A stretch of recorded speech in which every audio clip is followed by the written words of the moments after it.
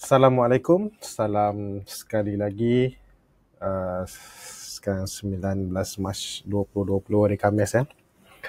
Okay, saya sambung lagi pasal nota pendek. Saya tak boleh buat video yang panjang sebab nanti takut video ni dia besar. Even lepas saya record ni pun saya kena compress dia. Jadi gambar tu mungkin tak berapa cantik. Okay. Video yang lepas kita cerita pasal gembira dengan tak berapa gembira tu. Hari ni saya nak sambung cerita pasal stop loss. Okay. Ringkas saja. Stop loss, sebelum kita bercerita pasal stop loss, kita kena tengok dulu objektif kita.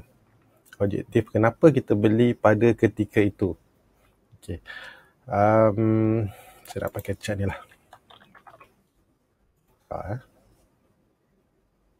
Okay. Saya cuma fokus pada cerita stop loss dulu. Okay, stop loss. Apa objektif kita masa kita beli? Selalu orang kata buy low sell high, buy high sell higher. Apa saja istilah yang kita guna atau yang kita dengar, objektif kita tetap satu. Kita beli sekarang dan kita nak jual dengan keadaan untung. Bila nak jual, tu tak kisah. Itu kita akan cerita lain lah. Esok ke, lusa ke, setahun ke, lagi 2 tahun ke, 3 tahun ke. Asalkan kita beli sekarang, bila kita jual, kita nak untung. Itu objektif kita. Jadi, saya tak nak cerita pasal stop loss letak dekat contoh macam support lama, support dah bocor. Saya tak nak cerita yang tu dulu sebab panjang. Saya cuma nak cerita pasal kalau katalah pada ketika ini, saya nak fokus pada kawasan sini lah. Contoh sini ya. Ni area ni. Okay. Sekarang ni dia dah jadi. Memang kita nampak macam tak patut entry kat situ. Tapi pada ketika kejadian, katalah pada ketika kejadian, dia jadi macam ni lepas waktu petang. Kita entry disebabkan dia breakout pada harga 49 sen. Hari yang sama, kita entry pun di situ. Dia naik 49, 49.5, 50 sen, kita pun entry. Okay. Tapi, tiba-tiba bila sampai petang, dia closing betul-betul di bawah. Apa tujuan mula-mula kita entry kat sini? Of course, kita nak dia naik. Sama ada esok atau hari-hari selepas tu. Kalau kata hari yang sama ataupun next day yang kita entry tu tak mencapai objektif asal kita, kita dah boleh keluar trade.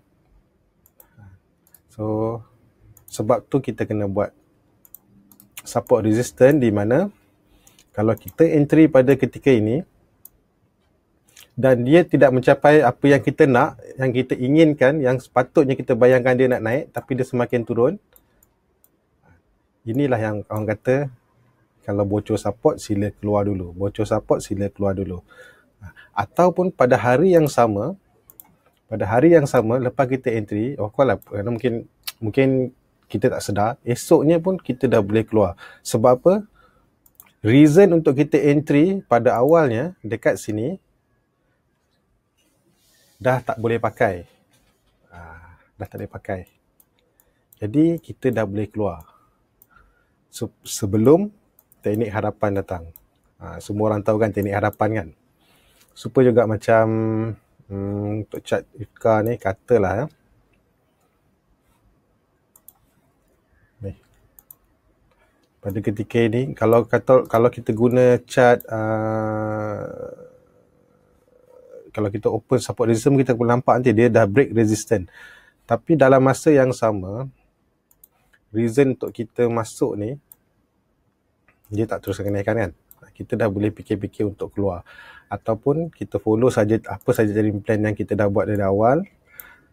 Kan? Ataupun kita boleh pakai tempoh masa. Tapi saya tak nak cerita yang tempoh masa tu terlalu lama. Saya nak cerita yang hari ni fokus pada kalau hari yang kita masuk dan objektif tu tak tercapai, kita boleh keluar. Kita boleh keluar. Sebab market ni sentiasa buka. Dia hari ni ke esok lusa dia akan buka. Dia tak ada orang kata alah menyesal kalau aku tak beli sekarang, nanti dia makin naik. Tu bukan satu masalah. Sama juga Katalah Datasonic dari saya, DS Datasonic. Katalah pada ketika ni kita beli, dan pada ketika ni kita beli pada entry breakout dan kita belum jual lagi. Objektif kita untuk dia naik, mungkin kita membayangkan dia naik lagi tinggi, tapi dalam cerita ni dia tak naik lagi. Kita entry macam manalah, saya nak zoom pakai ni kot.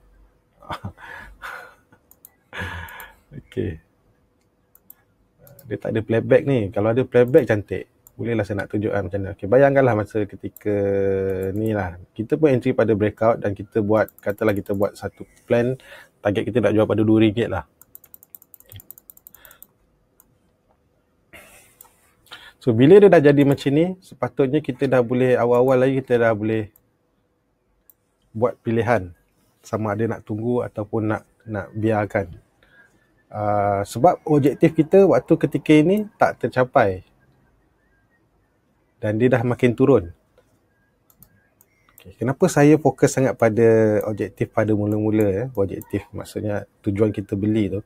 Supaya kita tak nak jadi yang turun macam ni lah. Ataupun waktu dia jadi market teruk ni.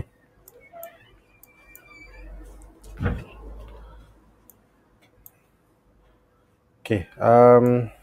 Apa-apa? Tutup ya? Tutup. Okay. Sebab apa?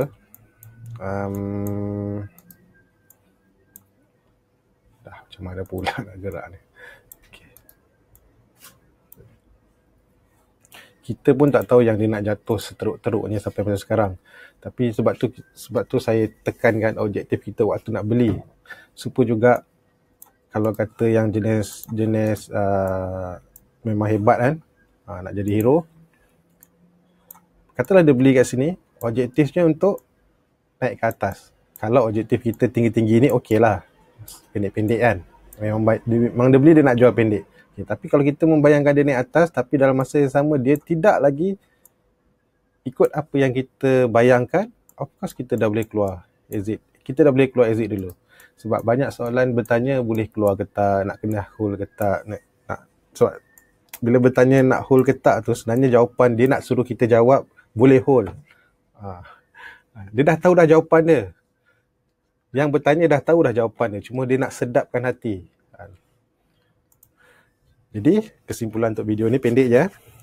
Kalau kita beli dan dia tak mencapai objektif untuk kita beli hari tu, ataupun kita punya plan, kita dah boleh jual. Sebab apa? Kebiasaannya kalau tengah turun, okay, biasalah ni ni memang masalah kita trader lah. Kalau dia turun negatif 10%, kita masih boleh hold. Turun 20% masih boleh hold. Turun sampai 50%, kita dah bertukar jadi investor. Turun lagi sampai 70%, okay, maksud ni dah memang dah tak ingat dah market. Biarlah market ni kan apa nak jadi kan. Waktu turun ni memang kita yakin boleh hold. Dan macam-macam teknik harapan keluar. Tapi kalau naik, okay, kalau naik pula, hold masa naik, 5% naik dah menggigil lah. Naik 5%, kita dah menggigil nak jual. Apatah lagi kalau dia dah naik sampai 10%, lagi menggigil. Jangan sembang lah kalau nak simpan sampai 30 ke 50. Ada orang boleh sampai lebih. Ada yang mencapai 100, 200. Kita nak dapatkan, nak sampai waktu itu belum lagi. Kalau yang masih baru mungkin belum lagi dia punya sifat-sifat hold. Sebab tu walaupun trading plan yang sama diberi, pada grup yang sama, pada kita punya, kalau ikutkan sekarang ada 10 grup dalam ZZFY, tak semua orang akan follow. Sebab masing-masing ada degil ya, masing-masing ada macam masalah lah, ada yang tak sempat lah, ada yang baru nak tengok lah, ada yang betul-betul follow, kalau cut, kalau tak jadi. Ada yang kalau kita dah bagi target, dia sanggup hold lagi sampai tinggi sebab dia tahu apa dia buat. Saya berani kata, satu trading plan yang dikeluarkan, kalau 10 yang ikut, belum tentu semua nak follow 100%. Dan belum tentu 10-10 tu akan untung. Okay, itu saja. Assalamualaikum. Bye-bye. Nanti kita sambung lagi.